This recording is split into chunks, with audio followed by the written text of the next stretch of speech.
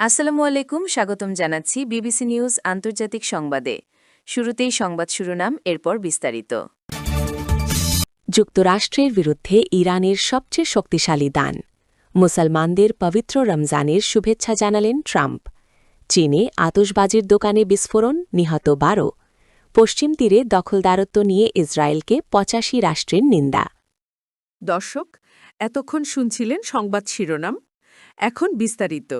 আপনি যদি ইসরায়েলের ধ্বংস চান এবং মুসলিমদের পাশে থাকেন, তাহলে ভিডিওতে লাইক করে চ্যানেলটি অবশ্যই সাবস্ক্রাইব করে দিবেন এবং আপনার মূল্যবান মতামত অবশ্যই কমেন্টে লিখে জানিয়ে দিবেন। এখন বিস্তারিত। যুক্তরাষ্ট্রের বিরুদ্ধে ইরানের সবচেয়ে শক্তিশালী দান দুটি মার্কিন বিমানবাহী রণতরী স্ট্রাইক গ্রুপ এখন ইরানের সামরিক পাল্লার মধ্যে অবস্থান করছে।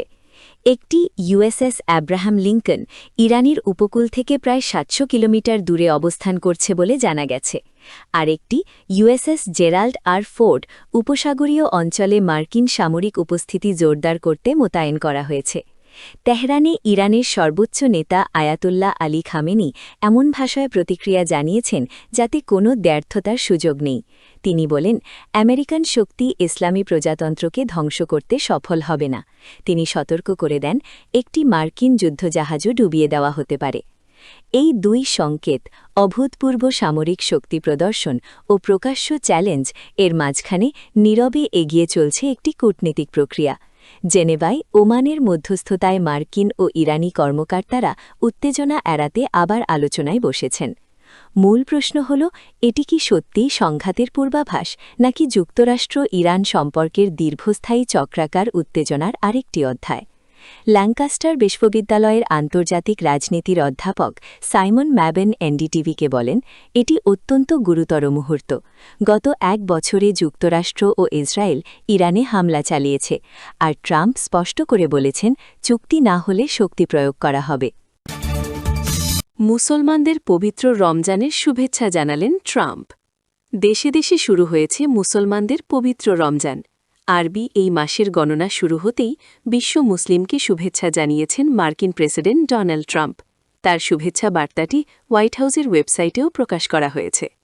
ওয়েবসাইটে প্রকাশিত বিবৃতিতে বলা হয়, রমজান হল আধ্যাত্মিক নবায়ন ও স্রষ্টার অগণিত নিয়ামতের প্রতি কৃতজ্ঞতা প্রকাশের সময়। অনেক আমেরিকান নাগরিকের কাছে পবিত্র সময়টি প্রার্থনা ও রোজার ওপর বিশেষ গুরুত্বারোপ করে। এতে আরও বলা হয়, রমজান পারস্পরিক বন্ধন দৃঢ় করে এবং মমতা ও নম্রতার মতো ভাগ করে নেওয়া মূল্যবোধগুলোকে পুনঃপ্রতিষ্ঠিত করে। পাশাপাশি স্বাধীনভাবে ধর্ম পালনের যে অধিকার স্রষ্টা আমাদের দিয়েছেন, তা এই জাতির পরিচয়ের অংশ এবং দেশের সমৃদ্ধি ও শক্তির অন্যতম স্তম্ভ। চীনে আতশবাজি দোকানে বিস্ফোরণ, নিহত 12। চীনের মধ্যাঞ্চলের একটি শহরে আতশবাজি দোকানে বিস্ফোরণে অন্তত 12 জন নিহত হয়েছেন। দেশটির সরকারি সম্প্রচার মাধ্যম সিসিটিভি জানিয়েছে, বুধবার চন্দ্র নববর্ষের ছুটির দ্বিতীয় দিনে এই ঘটনা ঘটেছে। চীনে চন্দ্র নববর্ষের সময় আতশবাজি ও পটকা ফাটানো সাধারণ একটি প্রথা। যদিও এই বছর নববর্ষ মঙ্গলবার ছিল, সরকারি ছুটি এখনও চলছিল। গত কয়েক বছরে বেইজিং সহ বড় শহরগুলোতে আতশবাজি ও পটকা ফাটানো নিষিদ্ধ করা হয়েছে। তবে ছোট শহর ও গ্রামীণ এলাকায় ছুটির সময় ধরে পটকা ও মিসাইল ধরনের আতশবাজির শব্দ শোনা যায়। পশ্চিম তীরে দখলদারত্ব নিয়ে ইসরায়েলকে 85 রাষ্ট্রের নিন্দা। ফিলিস্তিনি ভূখণ্ড পশ্চিম তীরে ইসরায়েলের দখলদারত্ব সম্প্রসারণ এবং ভূমি দখলের পরিকল্পনার বিরুদ্ধে তীব্র নিন্দা জানিয়েছে জাতিসংঘভুক্ত 85টি সদস্য রাষ্ট্র।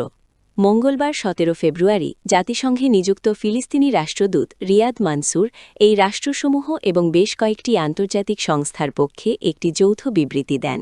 বিবৃতিতে ইসরায়েলের একতরফা সিদ্ধান্তকে আন্তর্জাতিক আইনের লঙ্ঘন হিসেবে আখ্যা দিয়ে অবিলম্বে তা বাতিলের দাবি জানানো হয়েছে।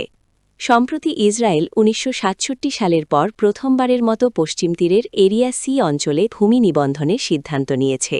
উল্লেখ্য, এই অঞ্চলটি পশ্চিম তীরের মোট ভূখণ্ডের প্রায় 60% জুড়ে বিস্তৃত। ফিলিস্তিনি রাষ্ট্রদূত সতর্ক করে বলেছেন, এ ধরনের পদক্ষেপ ওই অঞ্চলের জনতান্ত্রিক কাঠামো ও মর্যাদা পরিবর্তনের অপচেষ্টা, যা শান্তি প্রক্রিয়ার পথে বড় বাধা। এই নিন্দা প্রস্তাবে স্বাক্ষরকারী দেশগুলোর মধ্যে রয়েছে অস্ট্রেলিয়া, কানাডা, চীন, ফ্রান্স, পাকিস্তান, রাশিয়া, দক্ষিণ কোরিয়া, সৌদি আরব, তুরস্ক ও সংযুক্ত আরব আমিরাত। এছাড়া ইউরোপীয় ইউনিয়ন এবং ওআইসির মতো সংস্থাও এই অবস্থানের প্রতি সমর্থন জানিয়েছে। জাতিসংঘের মহাসচিব আন্তোনিও গুতেরেসও এই পরিকল্পনার বিষয়ে গভীর উদ্বেগ প্রকাশ করেছেন। তিনি হুঁশিয়ারি দিয়ে বলেছেন, ইসরায়েলের এই ভূমি নিবন্ধন পরিকল্পনা ফিলিস্তিনিদের তাদের নিজস্ব সম্পত্তি থেকে উচ্ছেদ করবে এবং পরিস্থিতিকে আরও অস্থিতিশীল করে তুলবে।